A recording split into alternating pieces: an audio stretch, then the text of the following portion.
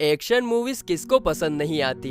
बात चाहे बच्चों की हो या बड़ों की, एक बात जिस पर सब लोग एग्री होते हैं वो है action movies are the best. अब मूवीज चाहे जिस भी जॉनर में बने, पर एक्शन तो उनमें होता ही है। काफी हद तक मूवी का एक्शन ही मूवीज को व्यूअर्स के दिलों में जिंदा रखता है। दोस्तों, ऐसी ही कहानी है जॉन विक की, जिसे अपने छोटे से परिवार से बहुत प्यार है और उसके परिवार को कोई नुकसान पहुंचाए ये उसे मंजूर नहीं।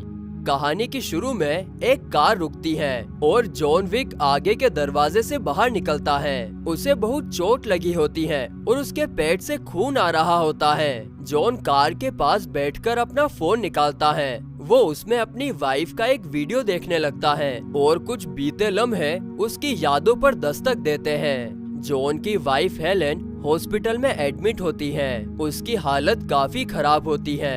हेलेन दम तोड़ देती है और जॉन काफी निराश हो जाता है। हेलेन के फ्यूनरल में खड़ा जॉन एकटक हेलेन की कब्र को देखता रहता है। जब बाकी सभी लोग वहाँ से चले जाते हैं, तब जॉन का एक पुराना साथी मार्कस जॉन के पास आता है और कहता है कि उसे हेलेन की मौत का दुख है, पर जॉन को अपनी जिंदगी वापस से शुरू करनी होगी। जॉन ने अपनी जिंदगी में कई परेशानियां झेली होती हैं और ऐसे काम किए होते हैं जो बिल्कुल इम्पॉसिबल लगते हैं। इस बातचीत के बाद जॉन विक अपने घर पहुंचता है और थोड़ी ही देर में उसकी डोरबेल बजती है। जॉन दरवाजा खोलता है तो एक लड़की उसके लिए कुरियर लेके खड़ी होती है। जॉन कुरियर रिसीव करता है जिसमें एक लेटर और एक बॉक्स होता है। लेटर को पढ़ते ही जॉन की आंखों से आंसू निकलने लगते हैं, क्योंकि ये लेटर उसकी वाइफ ने मरने से पहले उसके लिए लिखा होता है। हेलन ने उसमें लिखा था, मैं जानती हूँ मेरे जाने के बाद तुम अकेले हो जाओगे। मैं जानती थी कि मेरे पास ज्यादा टाइम नहीं बचा है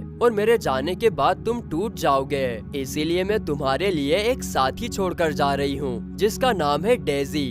डेजी उस बॉक्स में रखे पपी का नाम होता है जो जॉन को कुरियर में मिलता है। जॉन डेजी को अपने बच्चे की तरह प्यार करने लगता है और हमेशा वो दोनों साथ रहने लगते हैं। एक बार जॉन जब अपनी चमचमाती कार में पेट्रोल भराने पेट्रोल स्टेशन जाता है, तब लोसेफ नाम का एक गुंडा उससे बदतमीजी करने लगता है और उससे उसकी कार खरीदने को कहता है। लोसेफ डेजी को भी कुछ उल्टा सीधा कहता है, जिससे जॉन को गुस्सा आ जाता है और फिर जॉन उसे रूडली जवाब देता है। लोसेफ को अपनी बेइज्जती पसंद नहीं आती और वो जॉन से फाइट करने की सोचता है, पर तभी लोसेफ का साथी आकर उन दोनों को रोक लेता है। उसी रात जॉन जब अपने कमरे में सो रहा होता है, तब उसे डेजी की आवाज सुनाई देती है। जॉन जब नीचे जाता है तो सुबह वाले दो गुंडे उस पर बैट बॉल से हमला कर देते हैं। जॉन फर्श पर गिर जाता है, फिर वो दोनों उसे बहुत पीटते हैं। जॉन बेहोश हो जाता है और वो दोनों जॉन के कार की चाबी ले जाते हैं। जाते जाते वो डेजी को भी जान से मार देते हैं। जब जॉन को होश आता है तो डेजी की खून से रंगी लाश उसके सामने पड़ी होती है। जॉन फूट फूट कर रोने लगता है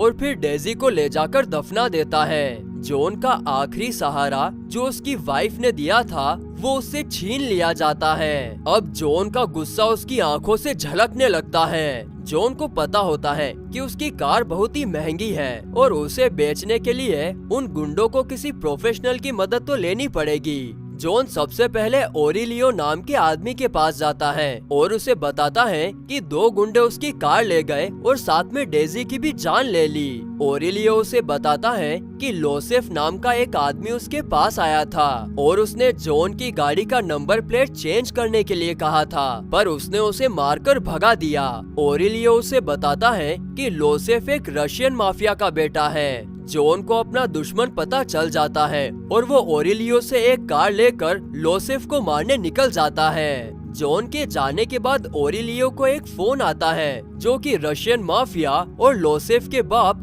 विगो का था। विगो ओरिलियो से पूछता है कि तूने मेरे बेटे पर हाथ कैसे उठाया। तब ओरिलियो उसे बताता है कि तुम्हारे बेटे ने जिसकी कार चुराई है पता है वो कौन है? John Wick. जॉन का नाम सुनकर वीगो के हाथ पैर कांपने लगते हैं। वो अपने बेटे लोसेफ को बुलाकर उससे पूछता है कि क्या उसने कोई कार चुराई है। लोसेफ कहता है कि हाँ, उसने एक कार चुराई थी। ये सुनते ही वीगो उसके पेट में एक जोरदार मुक्का मारता है। लोसेफ कहता है कि उसने कार ही तो चुराई है, इसमें कौन सी बड़ी बात है। वीगो तब उसे बताता है कि नॉर्मल क्रिमिनल्स या टारगेट्स को मारने के लिए कॉन्ट्रैक्ट किलर्स को हायर किया जाता है और किलर्स को मारने के लिए बोगी मैन को, पर जिसे बोगी मैन को मारने के लिए भेजा जाता है वो है जॉन विक। जॉन विक हथियारों का मोहताज नहीं, उसने एक बार 3 आदमियों को बस एक पेंसिल से मौत के घाट उतार दिया था। जॉन विक मेरे लिए ही काम किया करता था, पर उसने अपनी वाइफ के लिए ये काम छोड़ दिया और तुमने उसकी कार चुरा ली। यहाँ तक तो ठीक था, लेकिन तुमने उसकी वाइफ की दी हुई पप्पी को भी मार डाला। अब सिर्फ डिस्ट्रक्शन होगा, अब कोई नहीं बचेगा, सिर्फ डिस्ट्रक्शन होगा। इधर जॉन अपने घर के बेसमेंट को तोड़ता है और उसमें से एक सूटकेस निकालता है। उस सूटकेस में हथियार और सोने के सिक्के होते हैं। जॉन को उसी वक्त वीगो का फोन आता है और वो जॉन को कहता है कि तुम लोसेफ से हुई भूल को बच्चे की गलती समझकर माफ कर दो, पर जॉन फोन काट देता है और वीगो समझ जाता है कि जॉन लोसेफ को मारे बिना नहीं रुकेगा।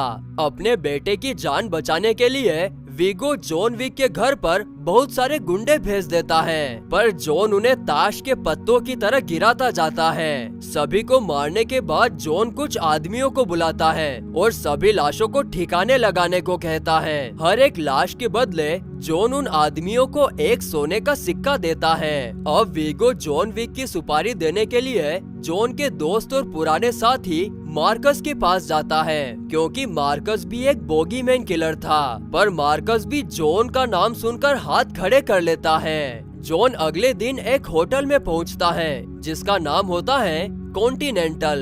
ये होटल दुनिया के सभी किलर्स और माफिया का अड्डा होता है। यहाँ पर दुश्मन किलर्स भी पनाह लेते हैं, पर इस होटल में किसी भी तरह का वायलेंस मना था और हर माफिया इस रूल को फॉलो करता है। होटल में जॉन को एक लड़की परकिंस घूरती है। जॉन इस होटल में रूम बुक कराता है। बार में जॉन की मुलाकात होटल के मालिक विंस्टन से होती है। जॉन को देखकर विंस्टन हैरान होता है, क्योंकि जॉन ने कॉन्ट्रैक्ट किलिंग का काम बंद कर दिया था। जॉन उसे बताता है कि इस बार ये उसका पर्सनल मैटर है और वो उसे अकेले ही संभाल लेगा। विंस्टन उसे बताता है कि लोसेफ टाउन्सबर्ग नाम के एक होटल में छुपा हुआ है। जॉन अपने रूम में जाता है और एक के बाद एक हथियारों को अपने शरीर पर गहने की तरह सजाकर और उसके ऊपर ब्लैक सूट पहन लेता है। जॉन अपनी कार लेकर सीधे टाउन्सबर्ग होटल में पहुंचता है। जॉन को देखकर लोसेफ के बॉडीगार्ड्स उस पर हमला कर देते हैं, पर जॉन मक्खियों की तरह उन्हें मारता जाता है। कुछ लोग जॉन पर फायरिंग करने लगते हैं, पर जॉन विक की स्किल्स का कोई मुकाबला नहीं।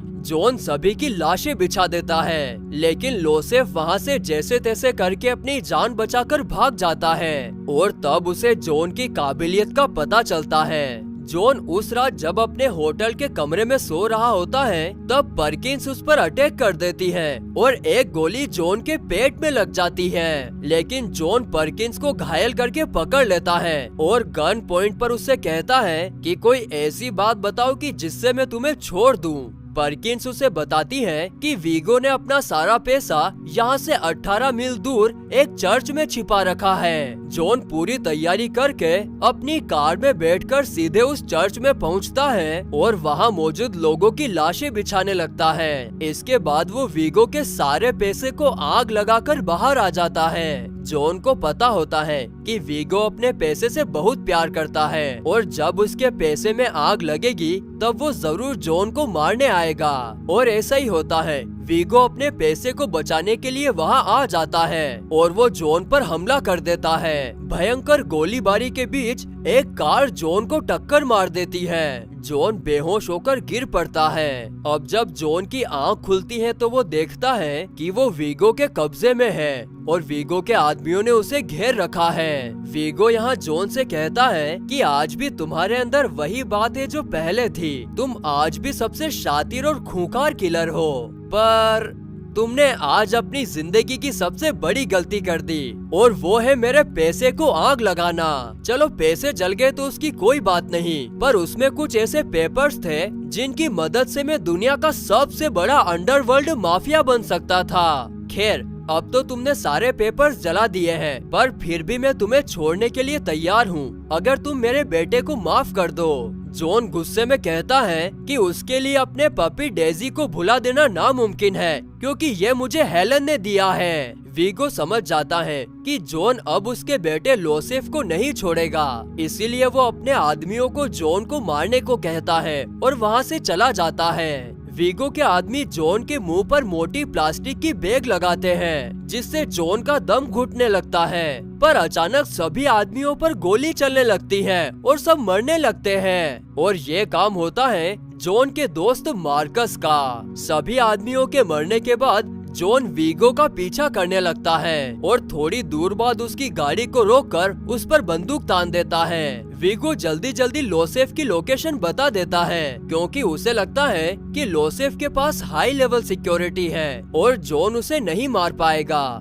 पर अब जॉन वीग को रोकना किसी के बस की बात नहीं। जॉन सभी को मार डालता है और लोसेफ को भी मौत के घाट उतार देता है। ये बात वीगो को पता चलती है और उसे बहुत गुस्सा आता है। वो सबसे पहले जाकर मार्कस की जान ले लेता है और जॉन को फोन लगाकर कहता है कि मैंने तुम्हारे दोस्त मार्कस को बेरहमी से पीट पीट कर मार दिया है। उसकी लाश तुम्हारे घर में पड़ी है, चाहो तो जाकर देख लो। जॉन जल्दी जल्दी अपने घर पहुंचता है और उसे सीढ़ी के पास मार्कस की लाश दिखाई देती है, जिसे बहुत ही बेरहमी से मारा गया होता है। जॉन को यह देखकर बहुत गुस्सा आता है और उसके सिर पर खून सवार हो जाता है, क्योंकि उसकी जिंदगी के तीनों सबसे अच्छे साथी उसे छोड़कर जा चुके थे। वीगो को पता होता है कि जॉन अब उसे मारने जरूर आएगा, इसीलिए वो शहर छोड़कर भागने लगता है। पर विंस्टन से ये बात कैसे छुप सकती है? विंस्टन कॉन्टिनेंटल का हेड होता है और किसी भी माफिया की कोई भी खबर उससे नहीं छुप सकती। विंस्टन जॉन को वीगो का प्लेन और उसकी लोकेशन बता देता है। जॉन अपनी कार लेकर वीगो के पीछे जाता है और उसे पकड़कर बहुत मारता है। वीगो सभी पैतरे आजमाता है, मगर जॉन के सामने उसका कोई पैतरा काम नहीं आता और जॉन उसे भी मार डालता है। इस लड़ाई में जॉन की भी हालत खराब हो जाती है और खुद को बचाने के लिए जॉन पास के ही एक स्टोर में जाता है और कुछ दवाइयाँ और इंजेक्शन लगाता है। जॉन को बहुत दर्द होता है और वो जमीन पर गिर जाता है। उसी वक्त उसे एक बुलडॉग की आवाज आती है। जॉन को ऐसा लगता है जैसे वो जॉन को बुला रहा हो। जॉन उसके पास जाता है और उसे पिंजरे से निकालकर कहता है, डरो मत, चलो घर चलते हैं।